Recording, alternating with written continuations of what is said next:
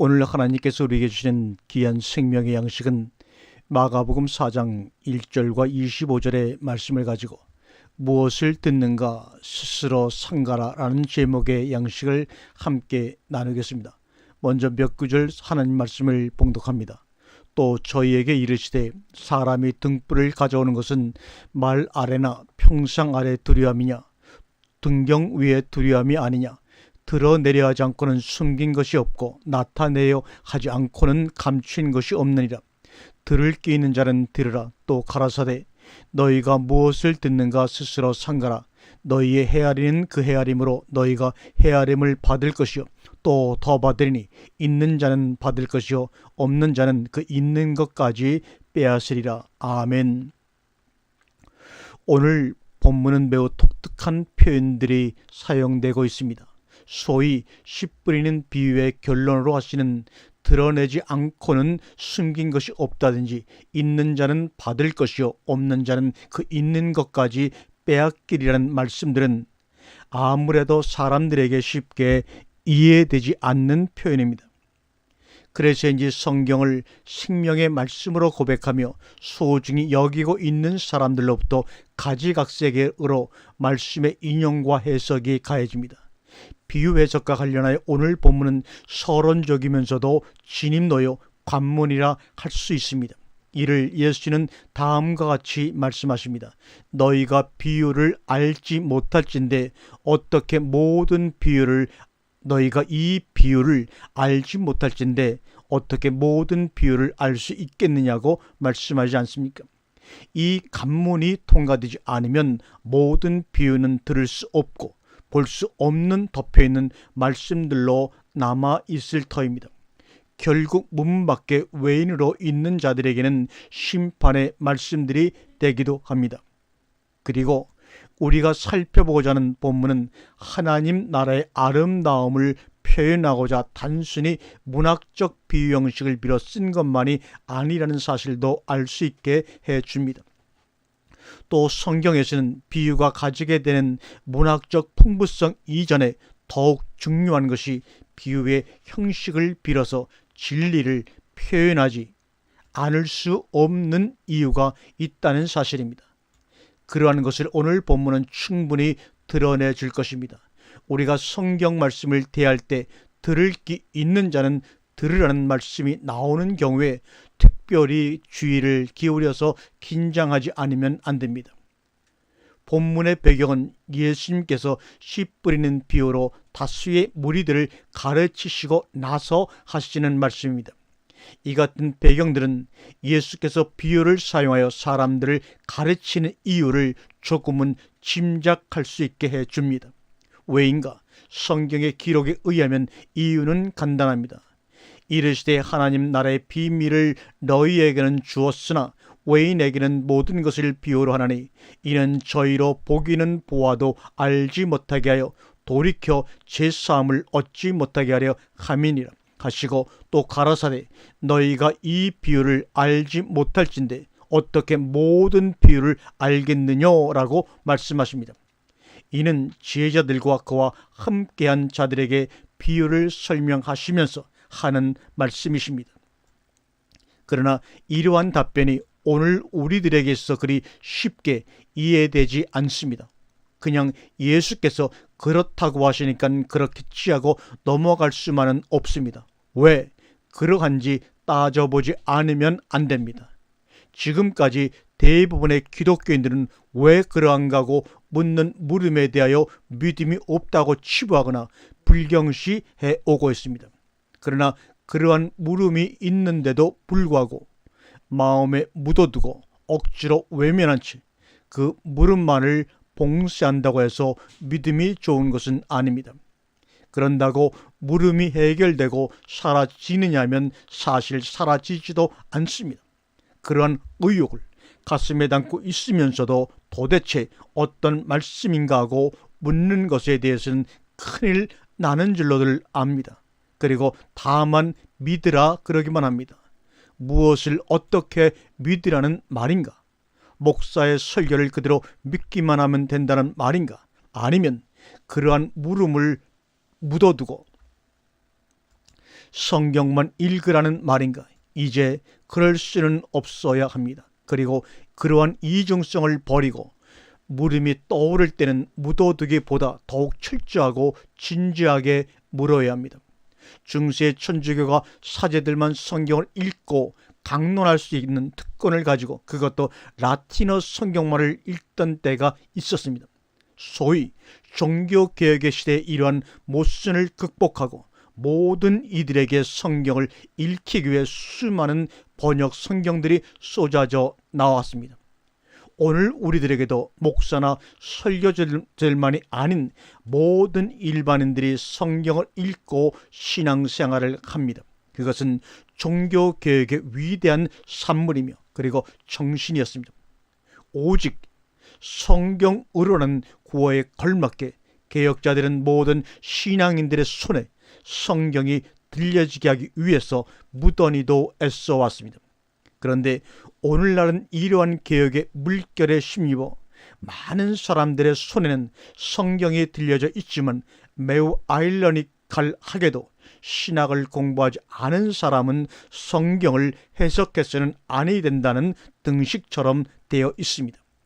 어떻게 이러한 일이 대명천지에 있을 수가 있습니까? 물론 나름대로 어떤 고육직책이라는 것도 충분히 이해합니다. 그러나 원칙적으로 전혀 앞뒤가 맞지 않는 소리입니다.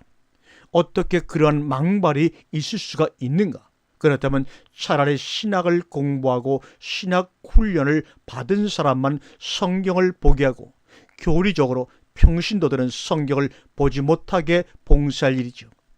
오직 성경으로라는 구원은 형식일 뿐 내실적으로는 자칫 중세교회를 연상케 하는 것이 오늘의 현실이라고 하면 과연 저의 지나친 표현일까요? 성경은 읽으라고 하면서 성경에 대한 깨달음은 갖지 말라는 말이 타당하다고 이 방송을 듣는 여러분들은 생각이 되십니까? 물론 엉뚱한 곳에서 엉뚱한 해석과 사교의 이단에 빠질 수 있는 많은 염려 때문인 줄은 잘 압니다. 또한 본문의 해석에 대한 불일치와 견해들로 야기될 수 있는 혼란들도 배제할 수는 없지만 그렇다고 구덕이 무서워서 장을 못 담글 수는 없는 일입니다. 그러한 다양함이 진리를 더욱 풍성하게 드러내줄 수 있습니다. 획일적인 일사불란 멸망보다는 다양함 속에서 좁은 길을 발견하고 찾아가게 해야 합니다. 신학자나 설교자들의 독점적 전유물로 성경이 있을 수는 결코 없습니다. 그리고 신학도 하지 않는 사람이 무슨 성경을 해석한다고 하느냐 하는 망발은 이제부터는 하지 맙시다. 이제 우리 모두 좀 더 진지하게 물어야 합니다. 이 말씀이 과연 무엇인가? 자기의 신앙을 다른 사람의 해석에 의존하거나 안주하지 맙시다. 분명 그것이 어느 정도까지는 필요하지만 성경을 해석하는 사람은 어디까지나 그 사람의 해석이요 그리고 삶일 뿐입니다. 그리고 우격다짐으로 믿으라고 하지도 말 일입니다. 도무지 이 말씀들은 어떤 말씀인지 따져보고 그 말씀이 왜 그러한가 물어보아야 합니다. 도리어 그것이 참 믿음입니다. 그래서 믿지 않을 수가 없어서 믿게 되어지는 것입니다. 이 말에 대해 이성이 초월의 세계를 가늠할 수 있고 따질 수 있고 합리적으로 설명을 할 수 있다는 마르니안 쪽으로 몰아붙일 일만은 아닙니다. 그러나 그러한 이원론적 구호조가 맹목적인 신앙이 아니면 무신론만을 주장하게 되고 결국 극한 대립을 형성하게 됩니다. 이성과 신앙의 문제는 이 설교의 주제가 아니지만 그것은 물음의 출발부터가 잘못되어 있는 것입니다. 그러한 면에서 오늘 본문도 우리는 물음을 갖고 보자 이 말입니다. 스스로 상가면서 보는 태도, 그것이 진리에 대한 겸허한 태도가 될 수 있습니다. 첫째, 도대체 저희들은 이 비유를 듣고 깨달으면 안 되는가? 저희로 돌이켜 제사함을 얻지 못하게 하려 하면이라는 말씀은 도대체 또 무엇인가? 우리 예수님은 세상의 죄를 사하기 위해서 오신 분이 아닌가? 그렇다면 이러한 말씀은 자신의 본래적인 사역과는 대단히 모순되는 것이 아닌가라는 질문이 나와야 합니다. 두 번째, 드러내려 하지 않고는 숨긴 것이 없고 나타내려 하지 않고는 감추인 것이 없느니라. 이것은 또 무슨 말씀인가? 어차피 드러낼 것을 왜 숨겨놓고 계시며 어차피 나타나실 거라면 감추어 놓아야 할 이유가 도대체 무엇인가? 하나님은 병 주고 약 주는 분이라는 말인가? 하나님은 자신의 무료함을 달래기 위해 인간들을 모아놓고 보험을 찾기나 즐기고 계신 것인가? 물론 따지고 보면 첫 번째 물음이나 두 번째 물음은 동일한 질문이 될 수가 있습니다. 소위 씨 뿌리는 비유는 마태복음 13장 1절에서 9절과 누가복음 8장 4절에서 8절과 그리고 오늘 본문과 함께 세 곳에서 동시에 나타나고 있습니다. 특별히 마가복음 저자는 너희가 이 비유를 알지 못할진대 어떻게 모든 비유를 알겠느냐라고 하므로 이 비유는 모든 비유를 알 수 있게 하는 열쇠가 되는 말씀임을 강조하고 있습니다. 이렇듯 예수님께서는 많은 곳에서 비유로 가르치고 계시는데 우리는 예수께서 왜 비유로 말씀하시는지 그 까닭을 먼저 살펴보아야 합니다. 이 말씀은 단순히 나타나 있는 표현만을 보아서는 안 됩니다. 너희에게는 주었으나 외인들에게는 모든 것을 비유로 하나니 할 때 외인들이라는 말은 헬라어의 개념으로는 밖에 있는 자들을 뜻합니다. 달리 말하면 문 밖에 있는 자들을 일컫는다 이 말입니다. 너희에게는 주었으나 라는 말은 더 이상 너희에게는 비유가 비유로 있어야 할 필요가 없다는 의미가 됩니다. 그래서 비유를 설명해주고 계십니다. 그러나 이러한 설명에도 불구하고 오늘날 외인들에게는 여전히 비유는 비유로 남습니다. 그래서 보기는 보아도 알지 못하며 듣기는 들어도 깨달지 못하게 된다 이 말입니다. 무리들에게 말씀하시면서 동시에 무리들이 알 수 없도록 비유로 가르치실 수밖에 없는 예수의 심정이 무엇인가? 그리고 누구든지 있는 자는 받겠고 없는 자는 그 있는 줄로 아는 것까지 빼앗기라는 말씀은 또 무엇인가? 하나님은 자본주의 약점이랄 부익부 빈익빈을 조장하시는 분이란 말인가? 이 말씀도 마가복음의 기사는 있는 자는 받을 것이요 없는 자는 그 있는 것까지 빼앗기라고 하고 있는 반면 누가복음은 그 있는 줄로 아는 것까지 빼앗기라고 하고 있는 것을 보면 어떻든 스스로 있는 줄로 아는 것이 그들의 있는 것 전부이다 이 말입니다. 그들의 유일한 자산은 있는 줄로 아는 것뿐이니 결국 없는 자는 그 있는 것까지 빼앗긴다면 바로 있는 줄로 아는 것까지 무너지게 될 것을 말하고 있는 것입니다. 스스로 하나님의 자녀인 줄로 아는 것, 하나님은 자기가 없으면 아주 무슨 큰 손해라도 입으실 줄로 알아 목에 힘을 쥐고 있는 것. 그래서 하나님, 당신이 손해보시지 않으시려면 알아서 하십시오 하는 식의 태도, 도무지 자신이 어디에 서 있는지 알지 못하고 있는 것입니다. 많은 인간들은 이렇게 있는 줄로 아는 것을 가지고 하나님 나라에 대하여 헤아리고 듣게 됩니다. 그래서 성경의 모든 말씀들을 보고 들어도 그러한 자신의 상태 이상은 결코 듣지 못합니다. 그리고 해석하고 큰 소리치며 성경에 이렇게 기록되어 있다고 야단법석 떠들어댑니다. 그러한 사람들일수록 목소리가 큽니다. 대충 많은 이들이 그렇게 신앙생활이라는 것을 하고 있습니다. 그러나 이것은 없는 자들의 있는 줄로 알고서 하는 모습들입니다. 그렇게 간단하고 손신 것이라면 오죽이나 좋으려마는 성경은 단호하게 없는 자는 그 있는 줄로 아는 것까지 빼앗기리라고 말씀하고 있습니다. 이것은 예수의 원함이 아닙니다. 결코 한 사람이라도 구원의 반열에서 제외되는 것을 원하는 분이 아닙니다. 그것은 다만 무리들의 상태와 특징 때문에 발생하게 되는 어쩔 수 없는 현상으로, 이러한 말씀은 비유로밖에 가르칠 수 없는 답답함과 함께 예수의 아픈 심정을 나타내고 있는 것입니다. 이것이 예수와 인간들 간의 현실적인 거리입니다. 그렇다면 무리들이 어떻길래 그리 하실 수밖에 없는가? 마태복음 4장 23절과 25절까지 말씀을 봉독합니다.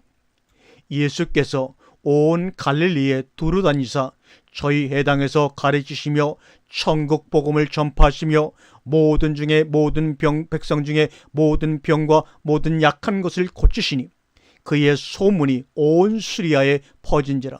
사람들이 모든 앓는 자 곧 각색 병과 고통에 걸린 자, 귀신에 들린 자, 간질하는 자, 중풍병자들을 데려오니 저희를 고치시더라. 갈릴리와 데가볼리와 예루살렘과 유대와 요단강 건너편에서 허다한 무리가 쫓으니라. 여기에서 무리의 특징이, 그리고 무리들이 예수를 찾고 예수를 따르는 목적이 분명히 나타나고 있습니다. 인간은 자신의 관심사대로 행동하게 되어 있으며 아무리 예수 이름을 부른다고 해도 그의 관심사 외에는 들으려 하지를 않습니다. 그리고 무슨 말을 하더라도 자신의 관심사대로만 해석하려고 합니다.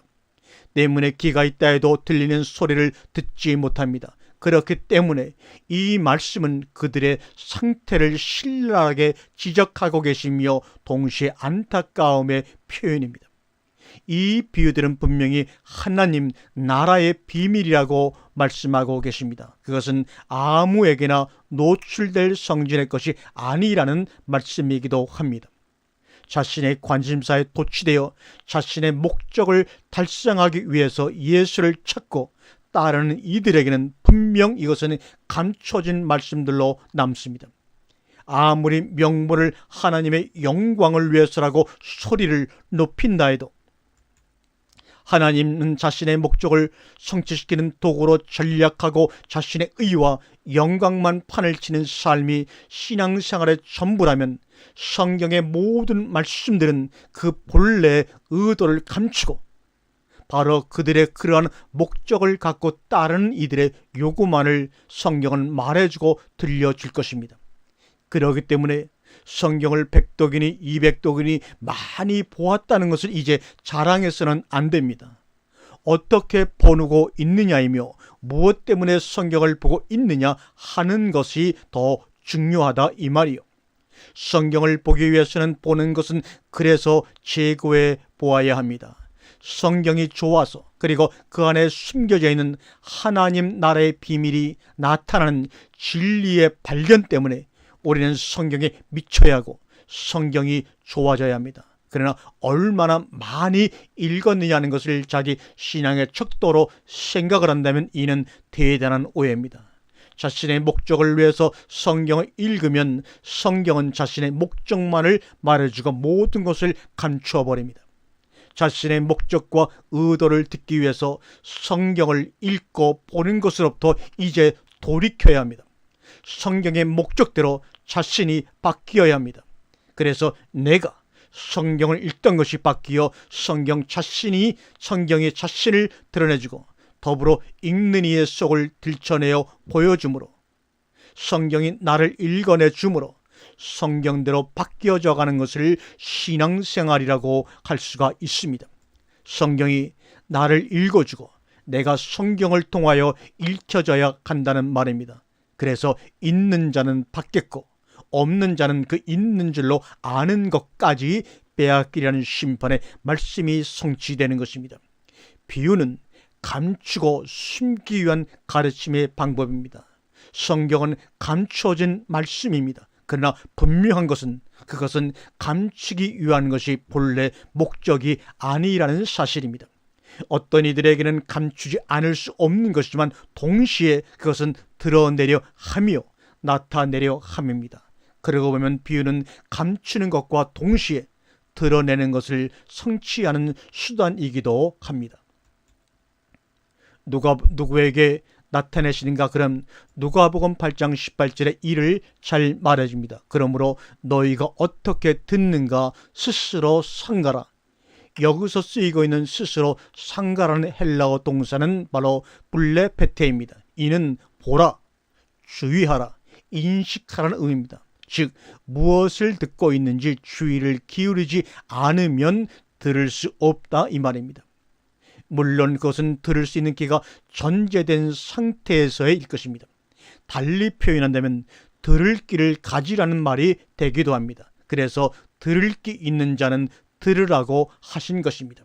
그리고 이어서 하시는 말씀이 너희의 헤아리는 그 헤아림으로 너희가 헤아림을 받을 것이요 또 더 받으리니 입니다. 오늘날 이 같은 말씀들이 교회 강단에서 헌금 설교에나 인용되고 있는 실정입니다. 도대체 성경을 어디에나 가져다가 마구잡이로 써먹고 있으니 같은 말씀이 누가복음 6장 38절에도 기록이 되어 있습니다. 그런데 그것은 다음과 같은 말씀에 이어서 나오는 것입니다. 주라, 그리하면 너희에게 줄 것이니 후히되어 누르고 흔들어 넘치도록 하여 너희에게 안겨주리라. 너희의 헤아리는 그 헤아림으로 도로 받을 것이니라. 이 말씀도 그 앞에 많은 이야기들이 나오는 중에 이어지는 말씀입니다. 적어도 용서의 문제와 관련되어서 나오는 말씀입니다. 헌금과 그에 따르는 무슨 축복인가 뭔가 하는 것에 써먹으라고 있는 말씀이 절대로 아닙니다. 마찬가지입니다. 헤아리는 헤아림대로 받게 되어 있습니다. 어디에서 있느냐 하는 문제입니다. 무리들의 욕심과 위치에서 헤아리고 있으면 예수에게서 얻을 것이란 그러한 욕심을 성취하는 것밖에 없습니다. 떡 먹고 배부른 까닭에 예수를 열심히 찾아다니고 따라다닙니다. 그러나 아무리 열심히 따라다닌다 해도 그렇게 따라다니고 있는 것 자체가 저주 아래 있는 것을 아시기 바랍니다.